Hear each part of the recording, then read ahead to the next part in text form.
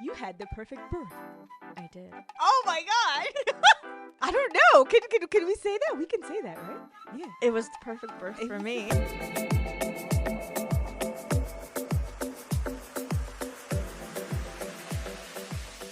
Welcome to Positive Birth Stories, where we are changing the narrative around birth, one positive birth at a time. And we have Anna back. You came back. I came back. I just couldn't get enough. You just couldn't get enough. I am so grateful for you. You know what's funny? Like when we talk about positive births, I remember you saying, because I would say, like, yo, you got to share your stories, right? Because you've had two amazing births. Two very different births. Very different and positive. And you would say, like, it was really tricky being in mom groups. I don't know if you remember you telling me this. You're like, it's just hard to, like, tell people that, like, mine was a positive birth. Like, it was so easy. It was Right. so easy. It was so, like, flawless. So Right. seamless. right. And, like, when you're in mom groups and you hear about births, like, unfortunately, that's not what you hear. It's generally negative. Right. And even with my first, I had negative aspects to it. Right.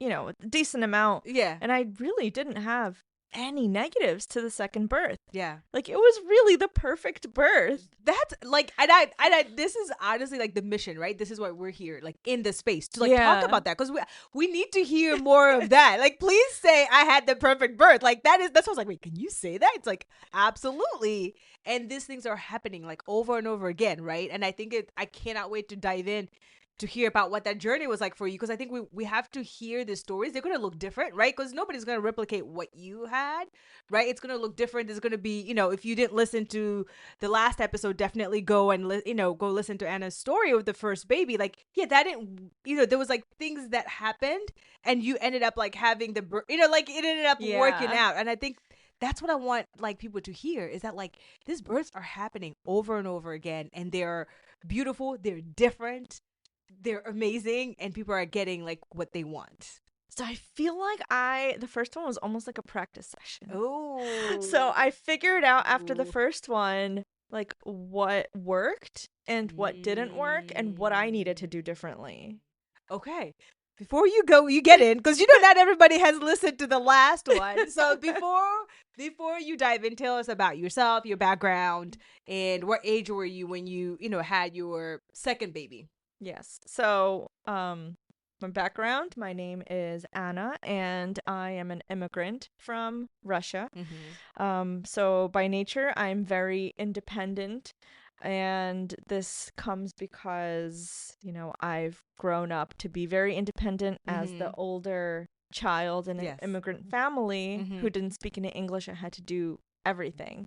For my parents and for my younger sibling, and of course for myself. Things that other people's parents were doing for them, I was doing from a very young age. Every immigrant child. Every immigrant child, yes. And then you're the oldest, and you're a girl. Yep. Yeah. Yes. Okay, so here you are. You have already gone through your first birth. You were out here with your cute child. Yeah, so my first one was only 9 months old. Yeah. When I was under the false impression that you can't get pregnant while you're breastfeeding. So my first one was only 9 months old when I got pregnant again. Yeah. That wasn't the plan. That was not the plan. We wanted to have a second kid, and I knew that we didn't want a large age gap, but we certainly didn't want an 18-month age gap. That's fair. But we were like, well, okay, cool, this could be fun. We'll see what happens. Only you would be the person like, this could be fun. So much fun. I believe you. So much I fun. believe you. I remembered from my prior birth, where I had preeclampsia, super swelling, very high blood pressure. And so I didn't want to deal with that again. Okay. So I did, once again, a ton of research. Yes. Did you do 20 books again? No. Okay. No, the books were already read. It was right here in my mind. But 20 books, for those of you that don't know what I'm talking about, when she shared about listen to the first one. Go back and listen. Just go listen to that's your way to go listen to the first story. So I did a lot of research, and for this one, I did a lot less research because I had already very established foundational knowledge going into it. Yeah. So the only thing I really did research on now was mostly mostly like how to prevent preeclampsia from happening again. Got you. Okay. So I went on the Harvard Medical Library. Oh, wow. Okay. And I found some peer-reviewed research articles Okay. finding what worked, what didn't work, when to take certain medications, the correct time to take them so as to not impact the baby. Because they say to take aspirin starting at 12 weeks because you're not really supposed to take it before that because it could actually impact the baby. And I'm like, wow. It's like, if you're not supposed to take it at 12 weeks, what makes you think that, like, all of a sudden, magical, the next day it's not going to impact? So I was like, obviously, there's going to be some kind of, maybe there could be some kind of impact. For sure. So, according to Harvard Medical Research, the perfect time to begin taking aspirin for preeclampsia that is still effective, because if you start too late, it doesn't work. But if you start too soon, it could affect the baby. It's 14 and a half weeks. I knew you were going to say that. 14 and a half. That's the number, people. Remember that. Oh, my word. Oh, my God. Okay. So you were like, and a half. I am 14 and a half. Started taking baby aspirin daily, which is funny. It's called baby aspirin. Yeah. Not because you're having a baby. It's because it's teeny tiny. I know. It is that, yes. Yeah. But I took baby aspirin, which, side note, I had to go to 3 pharmacies before I found a baby aspirin that wasn't coated in artificial red dye. Oh. Can you believe that? Wow. I would not have. Which, like, because the dye is another thing that affects a fetus. So I did not want that either, because like I don't normally eat artificial dyed foods. I'm not the healthiest person in the world, don't get me wrong. I'm not super crazy. Like, I feel like I'm kind of giving off this persona. I'm not. No. You know what it is? It's who you are. Like, we talked about this last time, right? It's who you are, right? Who you are is who you bring to this journey. And like you just told us your background. You're the independent. You're the one who's gonna be like, did you just say no to me? Let me go find out who says yes, right? Like, this is part of who you are and your personality. And I think that's the beauty of it. And that's what I've loved about you. Like, from the beginning, you really do the work and you really do the research in everything that like matters to you. And I think that's beautiful. Well, I did the research on food dyes. I did the research on everything. Yeah. But I did the research on food dyes as well. And the risk is not, it's only a risk, because anything that you do, it's like there's a reason why not everyone who doesn't exercise gets a heart attack, because it's only a risk. But your risk is elevated of complications if you eat artificial food dyes and the like heavily processed food. I forget what all the ingredients are, but there's like a whole slew of terrible things that are put into our food. And I'm thinking, like, do I really need to take this red coated aspirin? It's red. Like, I don't need a red pill. It's just, I'm just swallowing it. Just give me a plain undyed one. So I decided that the risk wasn't worth the benefit, because I don't need a visually appealing baby aspirin. So I went and found one that wasn't dyed. I would understand like something like, I don't know, like for example, Chick-fil-A. I will eat Chick-fil-A. I know it's not healthy. I know there's bad stuff in it, but that's worth the risk. That's delicious. Oh my word. But I don't need something that's red. That's not worth the risk to me. That was not worth the risk for you. It's not. Did you do 3 pharmacists? I had to go to 3 pharmacies. Wow. CVS didn't have a single pill without red artificial food dye in it. Rite Aid didn't have a single one. You know, Rite Aid closed. Well, back then they didn't. Yeah. Back then they were still around. They closed more recently. Yeah. And Walgreens had them. Wow. And it was funny enough, it was the Walgreens generic brand. It was undyed. So you took it at 14 and a half weeks. 14 and a half weeks I started. And I think it worked. I mean, once again, there's no way of proving it, because just because you have it one time doesn't mean you're going to have it the next. So I don't know if I was going to have it anyway. But long story short, my blood pressure did start going up a little bit towards the end, which makes me think that maybe I would have had it regardless, because it did start creeping up. But it wasn't anything even close to what it was last time. Not even close to what it was last time. Last time my blood pressure was through the roof. Like borderline stroke territory. It was bad. Wow. And this time it was just a little bit elevated and towards the end. So did you go back to the birthing center? I did. So I started my appointments at the birthing center, but I felt like I wasn't really clicking with it. I feel like the staff had changed, because there was It was almost a 2-year difference between these births. Okay. I guess 18 months. Okay. Yeah. Okay. And it seemed like they were starting to get more medicalized. And I was also remembering back, like my blood pressure started creeping up, and I was remembering how they kicked me out in the very last minute. Right. And I Because was it was that safe for you. scrambling. Nothing kicked me out. It was They that. did I kick mean, me it out. was that. It was. It's What part did of, they do? It's part of their. What's the word? Not regulation. Why can't I think of a word right now? It's part policy. It's policy. Yeah, because it's not Okay, sure, safe. but they still kicked me out. You refused you to provide no longer service? Qualified to birth at the birthing center. There you go. Therefore, I was kicked out. Therefore, you were all right. Taken. No, it's okay. I mean, like I wasn't upset about it. I understood. I went back. Right. But it was in the back of my mind the whole time. I did not want that to happen again. Yeah. And insurance is tricky. 100%. I didn't want to have to like scramble to find a place that was covered by my insurance like I had to find the first time. And so this time I went into it and I was like, all right. So around 30 weeks, I was thinking like, my blood pressure is starting to slightly go up, which means it's only going to go up from here. Yeah. I knew it wasn't going to stay slightly up. I knew it was going to keep going. So I started thinking about alternatives. Okay. So around 32 weeks, I tried to become a patient at a local hospital, but they said that it was too late to establish care. Their cutoff was like 28 weeks or something. So I said, okay, no problem. So what happens if I'm in labor and I just walk in if you can't establish me as a patient, even though I'm still 2 months away? Which is ridiculous. And they said, well, we can't decline care. I said, okay, cool. I'll see you in a couple months. Yo. I was like, do you guys want like, some information about me? Do you want me to send you some info in the meantime so you have 2 months to process it?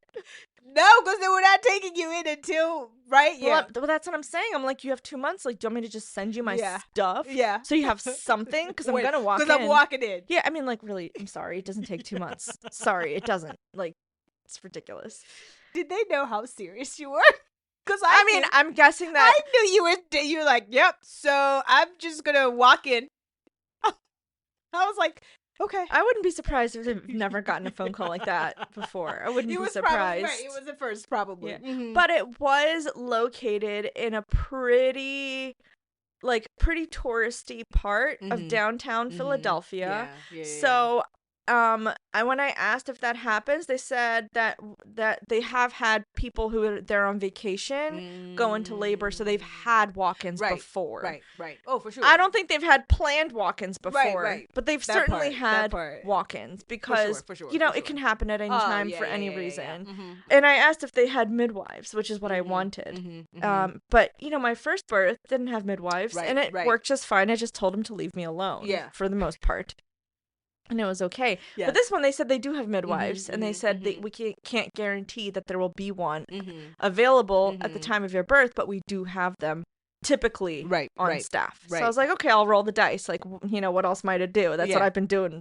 I know. I'm walking in. Yeah. I mean, all of life is just rolling the dice. 100%. Yeah. So I rolled the dice, and I went into labor a day before my due date. So this one I was very comfortable with when I went into labor. Yeah. It was a very easy pregnancy. Yeah. I really didn't, I took my baby aspirins daily. Yeah. I took my prenatal vitamins. I generally ate good food. I did have a sweet tooth. You did have a sweet tooth. I wanted so much sugar. Oh, so that was the only thing that was very different from my first pregnancy. And I didn't know if I was going to have a boy or a girl. And everyone's like, oh, if you have a sweet tooth, it's going to be a girl. It's going to be a girl. So I went in and I had contractions. It was like early in the morning. Was when I had my first contractions and I knew that I was in labor. And I remember that you told me that second births are fast. Yes. So. Did I scare you? They scare me. But I knew the evidence on it, of course. I knew that the second birth is generally about 30% faster than the first. And my first was only about 8 to 10 hours long. Right. So I was like, oh, okay. So this one could be even shorter. Yeah. So my first contraction was around 5 o'clock in the morning. So I was like, well, I don't want to drag this out too long. Yeah. So we were in the hospital by 7 a.m. Yeah. Do you remember? Because we were trying to beat rush hour traffic. Yes. So I was like, all right, let's go at 7. Because we were worried that if we went later, it would be so much traffic. It would be so much traffic that we could risk not getting there on time. Right, so yes, I was a little psyched out because I was like, I don't want to have this baby in a car. Yeah. And we were far from that. I think I remember that. I was like, oh, did I like scare you? You didn't scare me. It's just like I knew all the facts and I trust you as being experienced in your field. Mm-hmm. So I did think that it was going to take longer. But we also didn't really take into consideration the fact that the first one was, a castor oil, induced baby. It was a castor oil baby, which makes births typically ramp up quickly and go faster. Mm-hmm. So that being considered, that wasn't really like an accurate representation of my first birth, because without the castor oil, I don't think it would have been that quick. So what? Don't go get castor oil and put it. Don't just we have to do what's that thing called? A disclaimer. I mean, midwives do it all the time, and I think that if it's done within moderation and if it's done within reason, it's not really unsafe. I think the risk is that the baby poops himself. Then it becomes a medical emergency. The baby can. I mean, all that to say, talk to your provider about it. That's it. Like, even at the birthing center, the birthing center will give you castor oil, but it's just get medical advice. Yeah, and it's under the eye of a doctor and everything. Right, so it can be a useful tool. 100%. I've seen it. Yeah, and at the end of the day, yeah. Yeah, but if we had a choice between castor oil and Pitocin, 10 out of 10 times I'm choosing the castor oil. It's not even a question. So, but it all depends on the person. Maybe some people want the Pitocin because they like pain. Not because they like pain. Yeah, I was under the impression that if I have Pitocin, you need the epidural. Yeah. And I know that people have had births without and with the Pitocin. Right. But I can't, that just sounds traumatic. It's intense. It's really intense. Yeah. And the people who have had the Pitocin births without an epidural do describe the birth as traumatic. Really? So, I've had people who said that. I'm thinking of one of my girlfriends. She had one. She had Pitocin and had unmedicated, and she said it was hard, but I did it. But she didn't say traumatic. But people that you've met. Yeah, there was one person I spoke with, and she called it traumatic. But if you think about it, they're contractions that your body isn't naturally trying to do. It's contractions that are forced upon you by a drug. The synthetic. Yeah, exactly. So, it just doesn't seem like it should be applied unless it's really necessary. Yeah, it doesn't sound like a good time. It's definitely an intervention. But you didn't get Pitocin in case everybody is. No, and for the second time, I truly didn't even need it. But we got into the hospital, and it was early in the morning. It was 7:30 when we checked in, and the hospital was empty. Yep. And they checked me. I was in the triage room, which was just one single room this time. Yes, no roommates. No roommates. And I wasn't really progressing much. My contractions were still the same amount apart as they were back when I was at home. And they kind of stayed like that for a while. But after a while, they did transfer me into a room. And they gave me one of their bigger rooms because, like I said, they didn't really have anyone at the time. I was gonna say that room was big. I remember the room was big. The room was nice because they're going through a renovation. Yep. I don't know if they're finished yet, but they were going through a renovation. And so they gave me one of the newer renovated rooms. So it was a bigger room. It had a bathroom in the room, which was nice, and a shower in the room. So yeah, it was a pretty nice flowing birth. Yeah. I didn't have to scream that time. I remember my first birth, the whole time I was screaming, and the second time you were no, we're not going to scream this time. And you worked with me. You were so amazing because you worked through the whole thing with me. You knew exactly what to do. Breathing and we did moving. The breathing together. We did the moving. You told me how to move. You told me where to do it. You made sure I was engaged the whole time, where I never really had I never felt the need to ask for an epidural. It never even got that bad. It was such a flowing birth, of course, and I do think that a very large part of it was because of your help. Oh wow. It was very flowing because the first time there was really no opportunity for you to help because I was like connected to the wires and there was no room and the room was tiny. Like there wasn't really There much was a that lot could have happened been with done. The first. Yeah. The second one, we had this like huge room. Yes, it was and big. we could like, we could like we walk really circuits could, around yeah. it and do all the things. And I remember like the second time I wasn't afraid to pee. So I did like, I peed probably like 10 times during the which is great. birth. Right. Yeah. Because we want you to pee to create the room for baby to come down. Exactly. Yeah, and the first time I didn't do that because I was just afraid of everything. I was just super uncomfortable. Yeah. Second time I felt very comfortable. I remember I came in with this birth plan, and I remember my birth plan on the sheet. I like went overboard. I did more stuff. I like put more stuff than I even wanted to happen because I figured I'd leave room for negotiation because I thought they would fight me on it. So I handed the paper to the midwife, and she's like, okay, cool, this looks good, we'll do this. I was like, wait, what? Yeah. I was like, are you gonna do all of this? Yeah. You're not gonna try to fight me on this ridiculous one right here? Yeah. She's like, nope, this is fine. I was like, okay, cool. And at that point, this is in the very beginning, and I was like, this is like, I felt comfortable. Yeah. From the very beginning. That's so that was amazing. really nice. And like I think that just literally talks about like where you birth matters. Isn't that wild? So much. That just the difference, because it was the same team, right? You used in team in terms of, like, you still had me and your hubby, right? Like we were we were like your people in this first place, right? The first birth and the second one, and just that change of environment. It was still both hospitals, but two different ones, and how that was so significant. That's amazing. But not just environment, but also the people. So it wasn't, I didn't feel like just you were in my corner. I felt like the entire medical staff. Wow. And they were. Yeah. They understood what I wanted, and they knew to kind of let it happen. Yeah. And they were very hands off without, like, the first one, they were hands off because we butted heads and they stormed off and were like, I don't want to, like, I'm going to get out of here. She can do her own thing. Like, screw her. And the second time they were hands off because they understood that, like, I could do this. I have you in my corner. You know, like, if anything happens, like, there's someone there to, you know, call for their help and call for attention. It was just a completely different atmosphere because I had the buy-in of the medical staff, and the first time I had anything but. Yeah It was really nice. That's deep. Yeah. That's deep. So you were, it is, because I'm just like, whoa, that's, you know, it's really deep, and it makes a difference, you know, it makes a difference. You didn't have to fight. You could just focus on your body and what it was doing at that time. And that's exactly what I did. And like I said, the birth flowed very smoothly. Like I had times where obviously the contractions were getting pretty intense.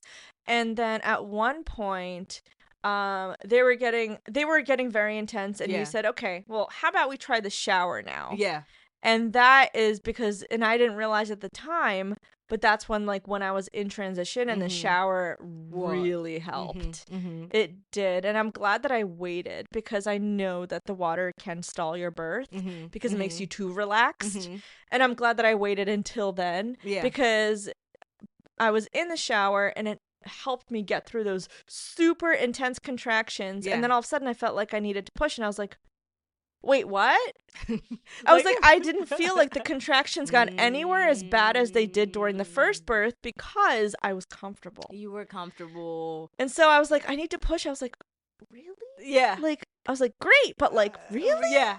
Already? Oh, my word. And I mean, at that point, I was in labor for a while, but like I said, it just never got that bad because it was such a different environment, and I was in a different mental state. And once again, like, no one coached me to push.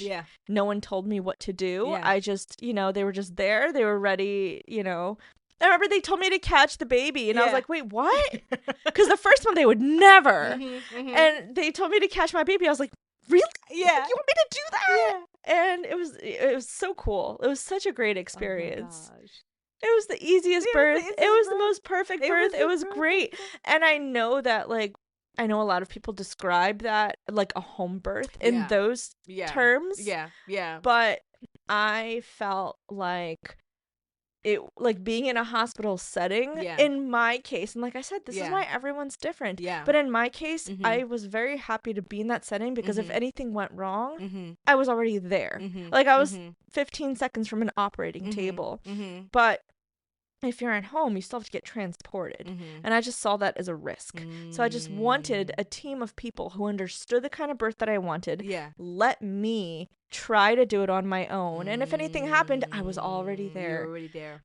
So for me, it was the perfect birth. Yes, but like I said, for everyone, it's different. It's different. Yeah. I love that. And I feel like I keep like repeating the same thing, but I'm like, this is part of why we've created this space, right? Because we want people to hear this, right? Because I love home births, like, right? Obviously, so I've supported all sorts of births, right? Of course, I love home births. They're great. And I always say, to folks, like, this is it's not everybody wants a home birth, and it's not for everybody, right? Even for those that want it, there might not be even like health.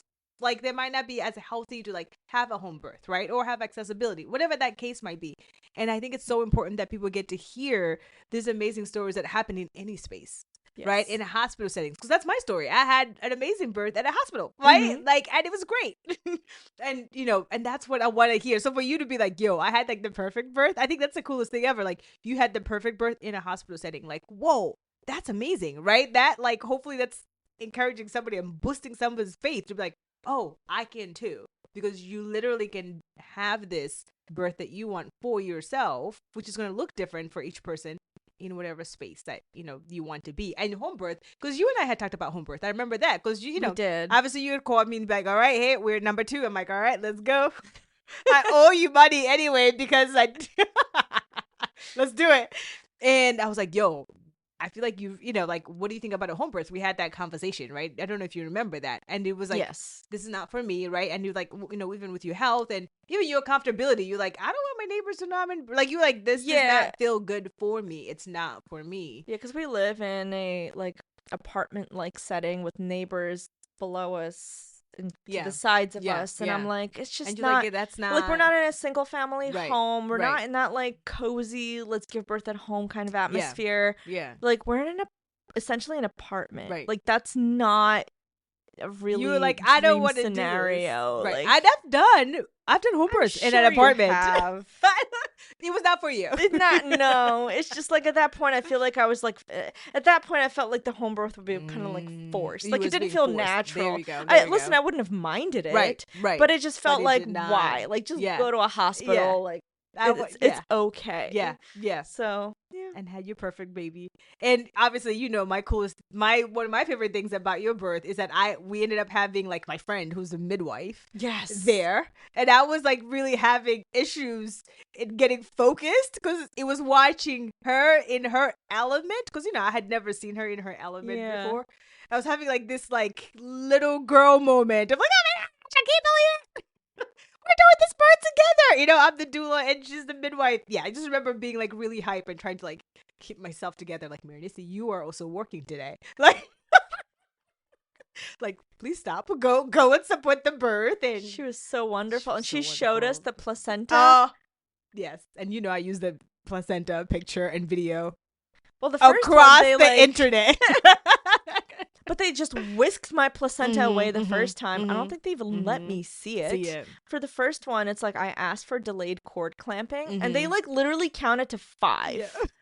I was like, and they were like, okay, now we're going to cut the cord. I was like, wait, what? Yep. I was like, that was not delayed, but they did it anyway. And I remember talking, I don't know if you remember, like, now we're like going back to first and second. But yeah, the first birth, I remember kind of like trying to advocate for it, and they were just like, they just didn't care. And for the second one, I just asked for delayed cord clamping, and they said, oh, we'll just wait till the cord turns white. I was like, what? Yeah. I was like, that's great, but like, really? Yeah. And they did it. I mean, it's crazy, the difference in experience. Yeah. I mean, it's just wild. Yes, I have pictures and of the placenta and videos, and I think I remember when we went in the hallway after baby was born, I had a picture with me and and my friend, because I was like, oh my gosh, we have to like commemorate this moment, because it was really beautiful. You really did have like the perfect. I don't know how else to explain it. It was literally perfect. I don't think I would have changed a single thing. Wow. Well, the only thing that was like slightly like weird is that epidural guy had to come in and do his spiel. He was like trying to sell me on the epidural. But I even didn't see that as a negative because I was so excited to say no to him that I was like, yeah, go ahead, do your thing. I was like, I'm just going to say no. I'm going to sign away my thing and get out of here. I remember that. What did they say that was? They said it was mandatory. It's mandatory for him to come and explain like some kind of risk where it was like if you don't get the epidural now, then if you have to get it later, they'll have to put you under like full general anesthesia, which is more risky, which it is.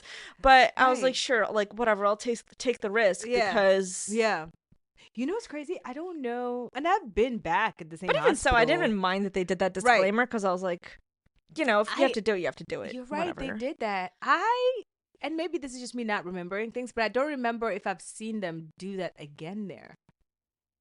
Because I've been back. I don't know. I'm just curious. They singled me out. I'd be mad. Right. You're like, what do you mean? Maybe you're like, this one right here. She's a troublemaker. She just walked in off the street. Give her the disclaimer. She walked off the street. Oh, my word. Okay. Yes, I do remember that. Okay, tell us a little bit about like immediate postpartum. What did that look like? Obviously, you stayed 2 days again in there. But what did that feel like with second baby, you know, those first few days with you at home? So the second baby, it was so the immediate postpartum was surprisingly different. So first of all, I didn't gain all the crazy water weight that I did with the first because I didn't have preeclampsia with the second one. But the big thing that really stood out to me is that the postpartum contractions I remember were like worse than actual contractions. Or maybe not worse, but they were like, but you felt really bad. I remember they were bad, really bad, because this really stuck out of my mind because I was like drenched in cold sweat. I was drenched in sweat from like the pain of them. And they were like, "Do you want Tylenol?" I was like, "Yeah, I think so." Yes. Because I don't normally take like medication unless I like truly need it. And at that point I was like, I think I need it. Like I was just really surprised at how bad they were. And that kind of like rocked me a bit because I knew that the uterus contracting after birth, it gets more intense after each birth that you have. But I didn't think it was going to jump like that. Like the first one, I could barely feel it. It was like maybe period cramps, like maybe. And the second one was like full-blown contractions. And so I was like, give me the Tylenol. And the Tylenol made it go away completely. Which is funny because why on earth does Tylenol work on postpartum contractions but not birth contractions? But that birth... Because I took it during my first birth and it did not work. Just saying. It is like, I tried it. I tested it. Because I was thinking, I was like, well, if Tylenol works on period cramps and postpartum cramps, it should work on birth cramps, but it doesn't. And I don't understand why. You did you research on that? I thought you would have did. I did, and I didn't really see any definitive answers. Okay. But I just thought that was a fun fact, an interesting one. Anyone trying to skate by in the Tylenol? Nobody's trying. No one's doing that but me. No, why am I even saying that? No one's doing that but me. Oh my gosh! But it doesn't work. But it works beautifully for postpartum. Postpartum. So if I were to have a third baby, I would just take the Tylenol the second I gave birth. Like, give it to me. Give it to me now. Give it to me now. Like, I'm not even gonna wait for the cold sweat. It's fine. Just now is fine. Just give it to me. And then you got help. Did you have help with when you got home? And then you guys have like a dog too. So like, what was that? Oh yeah, the dog was at my parents' house, so they didn't have to. Yeah, so they took care of him. I didn't have to worry about that. Yeah. But yeah, I mean, the transition was pretty smooth. It was obviously all a haze, but my husband did a great job at helping out with small things, and I was for the second birth, I didn't tear. And I remember that like I was ready to go like the next day. Like there was no healing. Like obviously I was healing, but I didn't have to heal from a second degree tear like I did for the first one. I didn't tear at all. So recovery was literally a breeze. Like I knew that I wasn't supposed to like really do that much activity. I was supposed to like stay in bed. For like the first, they say 2 weeks. But I couldn't. I know. I remember coming to see you. I said, Anna, I need you to like sit down somewhere. But I felt totally I felt healed. Like nothing hurt. Like I was for the first one, it took about a week for me to be able to like sit comfortably again. And after my second one, since there was no tearing, I was perfectly, You were- like, I know I wasn't healed on the inside, Yeah. but I felt perfectly fine by day 2. And I'm not exaggerating. Wow. Day 2, I was like, I'm good. Yeah. Like, I'm fine. Yeah. And I remember, like, a few days postpartum where, like, I was already like, I can't stay in the house. I know, was like, you were let's ready go to for go a for a walk. walk. This was end of April. The weather was turning Yes. beautiful. I was like, let's get this maternity leave started. And it was the best maternity leave ever. Wow. We did so many things. Like, I know, I kept seeing pictures. I'm like, where is she at? somewhere else every other day. We went to all the museums, all the playgrounds, did all the activities. Yeah. I had the best maternity leave ever. It was a Wow. blast. Yes. I love that. So much fun. Oh my gosh. All right. So as we're finishing up, like what does positive birth mean to you, with your second baby? And what advice do you have, for the person listening, watching, pregnant, in this field? Like what would you tell them? My advice is to do your own research. Mm-hmm. Don't just take people's advice as written fact. Like, make sure you follow it up with your research and make sure that you decide to do what is right for you. And as for, the perfect birth, it all depends on what is right for you. And like I said, for me, it was having people who understood the kind of birth that I wanted in a hospital setting, which is what I wanted, because I felt like I had the best of both worlds. I had the services in case I needed it, in case of an emergency. But I also had the people who understood that, if it's not going to be an emergency, let it happen naturally. And they did. And that was, for me, that was perfect. So those are my words of advice. I love it. Well, thank you so much for being here. Come back next week for another positive birth story. And I thank you again for coming for the second time. No problem. We will see you next week. Bye.